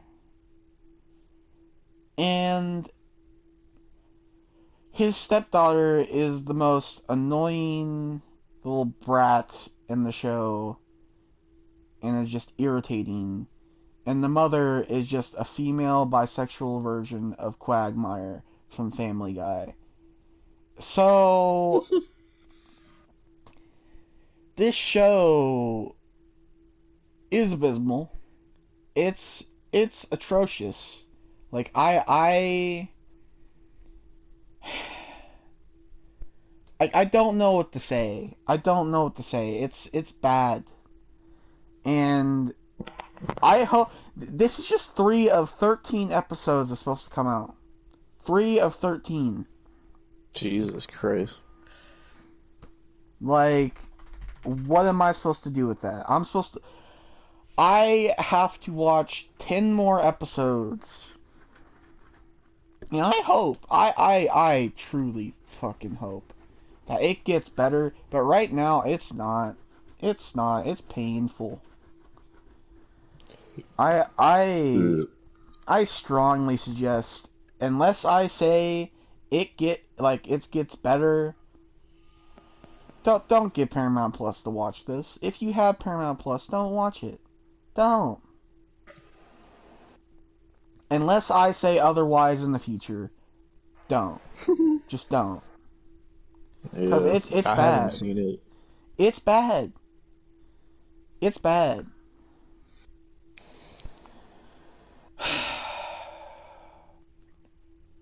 Fucking I don't understand. I honestly don't understand why it was made. Like, I don't understand. I I don't mean, know either. with all the shit that Dan Schneider did, and with all the fucking, like, all the fucking shit that happened with the show, especially with Jeanette McCurdy, and the fact that she despises the show and despises just, you know, fucking Nickelodeon in general, and Dan Schneider. The fact that all this shit, as all this controversy happened since 2017, and they still decided to make a reunion show, just baffles me. Like, reunion shows make sense for some shows. This did not. The iCarly reunion does not make any sense. Fuller House made somewhat sense. Nothing had really happened with the cast that was damaging. Same things with the Friends and the Fresh Prince of Bel-Air reunions. Those were fine. Those were warranted. What I don't understand is why this, after all the controversy that came with the original show, this is what's going on. I don't know. I don't understand like why it was made. I don't like. Did people really want iCarly back that much? I don't think so. Like, honestly, like, I don't think it was that warranted of having a reunion. Like, Full House was really beloved. Friends is iconically beloved. Fucking Fresh Prince of Bel-Air is one of Will Smith's greatest roles. Like, those all made sense because people wanted them, but this doesn't. Like, everybody's views on iCarly now are always talking about fucking Dan Schneider. So, it's just the fact that why would you want to bring any attention to that? Even though that Dan Schneider isn't even there. He isn't even a part of it. But the fact that it has that much attention and people still talk about it 4 years after all the shit came out is what baffles me. Yeah. Oh. You want to anger me some more about fucking why Nova hasn't slept this week? Oh yeah, baby. So this is a new segment we're adding to the show. I mean, we pretty much have been doing it the past couple weeks, but this segment is called Why Nova Doesn't Sleep, and this segment has to do with one Mr. James Uberhaxer Nova. If you don't know him, we've talked about in the past couple weeks how he went from being an awesome YouTuber, one of my favorites, one of Austin's favorites, to now all he does is stream almost every day on Twitch playing GTA RP, and it's very, very cringy, and his community is very, very toxic, and he complains that he gets no sleep and blames people for him not getting sleep, and you can't even say any criticism towards GTA RP or you will get banned, and who knows what else. It's bad. It is bad. So, this segment of the show will be dedicated to telling you, audience, how much time Nova has streamed this week. So, with that being said, we have his latest stream 2 days ago. 6 hours and 53 minutes. The day before, 13 hours and 26 minutes. The day before that, 11 hours and 54 minutes. The day before that, 16 hours and 11 minutes. And finally, the day before that, 6 hours and 49 minutes. I think that's the last one, right? Oh, okay, one more. The day before that, 16 hours and 24 minutes. And it's all GTA RP, where he does this thing called Sizz and Barry, which is two characters he roleplays as. One is a criminal and one is a cop, basically. And it's very, very, very cringy. And Austin really fucking hates it. And it's made me not like Nova anymore, because this is all he does. All he does. He literally will stream. He'll start streaming like around, let's say, like midnight Eastern Standard Time. Motherfucker does not end his stream until 2 p.m. the next day. Like, I'm and not lying. but he complains about how he doesn't get sleep. But he does that every day. Legitimately, his outros are like, you know my schedule. You know, I never fucking get sleep, so you'll see me whenever. That's legit his outro. Like, Yep. I honestly wonder, when, like, Far Cry 6 or the Guardians of the Galaxy game comes out, is he gonna stream that? Who knows? Because it's just like, I don't want to see him play GTA RP. And now the GTA RP is crossing over into his YouTube channel. I don't know if you saw that. I saw you supposed to like highlights from it. Yeah, so it's crossing over. Like, I just, I want him to be better. Like, just be better. Man, don't do this to yourself. But I digress. Yeah. I mean, he does what he does, so he's just stupid, but he does what he does. Well, back to wrestling. MJF had a big announcement a couple days ago. He launched his own cryptocurrency. Mm-hmm. I don't understand why. I'm just like, what the fuck? I don't care. Like,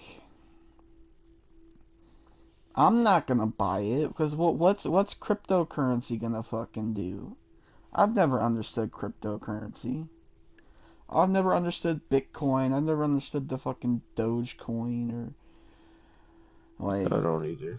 Fuckcoin or fucking Bitchcoin. I don't understand like the fucking like coins. I don't understand it. But he made his own cryptocurrency. That's that. And then, actually, before I go to the next topic, what's your opinion on him making a cryptocurrency. I mean, it seems like something he would do to try to cash in on it. And I of course, mean, it when fits his he was character to say, "Oh, with I made my own coin, the I'm better than you and you know it coin," or whatever he called it. called it MJF coin. Mm. But like my thing is like I was hoping for a better announcement than that. Like you quit AEW or you're making your own fucking wrestling company. Because honestly, I'd be better off watching that, like him do his own wrestling company than fucking AEW. So that's what I was hoping for. But no, MJF coin. Well, another fucking blasphemous thing that I saw about the wrestling community. Fucking wrestling fans do not want audiences back. Why? Tell me I don't know. why. What was Like, their explanation? all they said was, honestly, I don't want I don't want wrestling fans in attendance back. And everybody was like agreeing with them.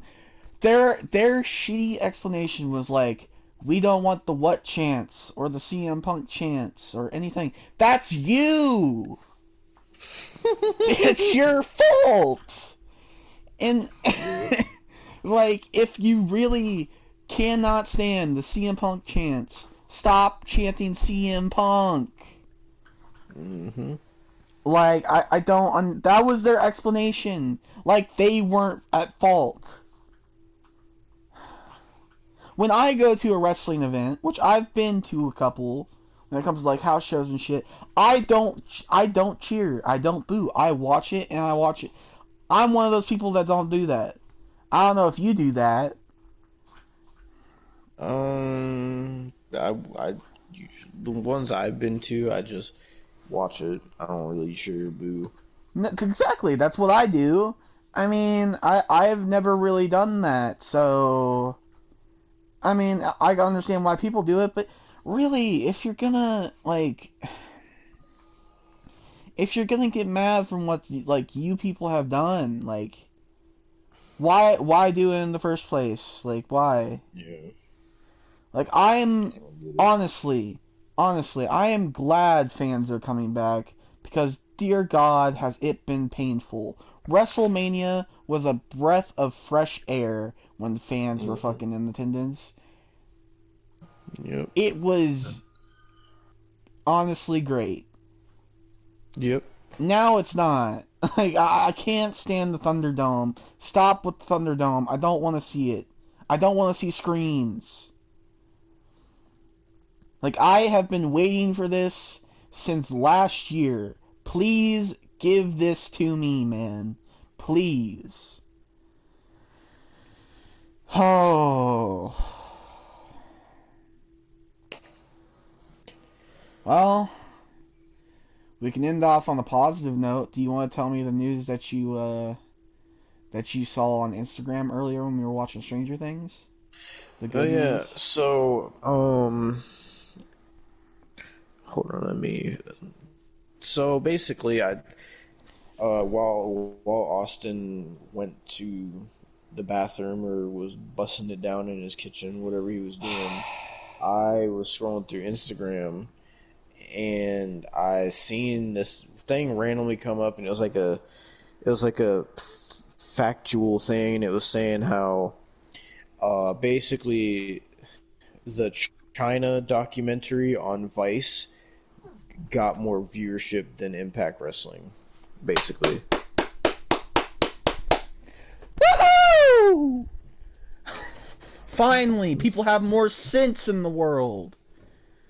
Let me go to the Oh. thing. So it says, uh, China documentary on Vice draws higher viewership than Impact Wrestling on June 16th, 2021. How, it was fucking great, dude. It was fucking great. I mean, it's sad that fucking a documentary about a wrestler that died, like, in the documentaries years after she died, like gets a higher viewership than Impact than your weekly program. Like a wrestler who was best known for being in porn titles such as One Night in China featuring X-Pac. Like is getting more viewership than Impact Wrestling every week. But Austin, but I bet you that Josh Matthews doesn't see it that way because Josh Matthews produces Impact, and I don't know if he books it, but he produces it, and Josh Matthews thinks Impact Wrestling is the greatest thing in the world, You and couldn't he give thinks me all their this. storylines are amazing, You and he couldn't give thinks me they are the this. best wrestling program. After the pain we've talked about today, you couldn't give me this. I'm just saying. I don't think that Josh Matthews would be as happy as you are about that.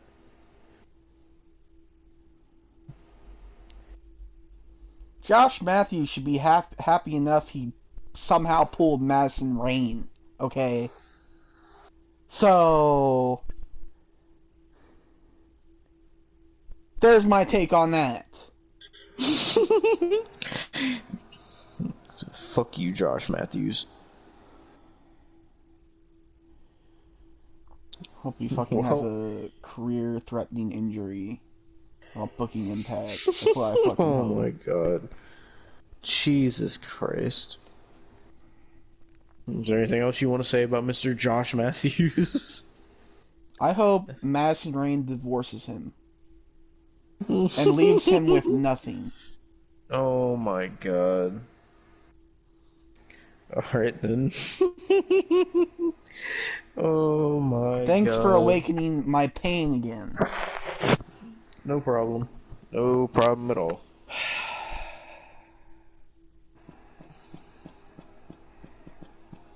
Well, is that all of our topics? Yeah, it's all of our topics. Damn. Alright, well, thank you for watching this week's episode of the What the Fuck podcast. A different episode since we started with Stranger Things, but nevertheless, another episode in the books. Next episode will be episode 10. I don't know if we'll be starting Stranger Things Season 2 on that episode or not. I'm not sure. It depends. Yeah, so hopefully, this is also something me and Austin wanted to bring up. As far as news shit goes and topics to talk about, like the past 2 or 3 weeks has just been kind of dry. Like that's why. Yeah, like after I came back been from struggling with vacation, topics. after I came back from vacation, and after that first, podcast that we did after my vacation, it's been so dry with topics. Like we might talk about stuff, but either we don't find topics until the day before, or we find like 3 or 4 in that week's time. Yeah. So it's like sometimes we have to improvise, which is why we added the weekly segment known as Why Nova Doesn't Get Any Sleep. So because we're having to improvise so far. Yep. And Hopefully, it sucks, but hopefully next week will be a lot more topic filled. But this week was a little bit shorter because of the fact that we didn't have as many topics as we usually do. Yeah. So. Yep. But so hopefully we'll find some stuff to talk about next week. We do plan on getting future guests on. We just don't know the scheduling of that yet. We gotta work with their schedule, my schedule, and Devin's schedule. So. Yep. So it sucks, but we're gonna try to make this work as a weekly thing as best we can. If there's a point where we can't, we will let you know on a video, or for example we'll make something to fill that place because we're trying our best here. Yeah. All right. Well, That being said, thank you guys for watching this episode of the What the Fuck Podcast. We'll see you next week for episode 10. What's going to be on it? Don't know yet, but we will see you there. This will be our 10th episode already. Already in the double digits with episodes. It means it's only a matter of time before we hit the triple digits. Oh, God. Oh, Lord. Yeah. Well, fuck. Thank you for watching, ladies and gentlemen. We'll see you all next time. Do we have an outro for this podcast? I usually just say, what the fuck? Oh, alright. Well, what the fuck?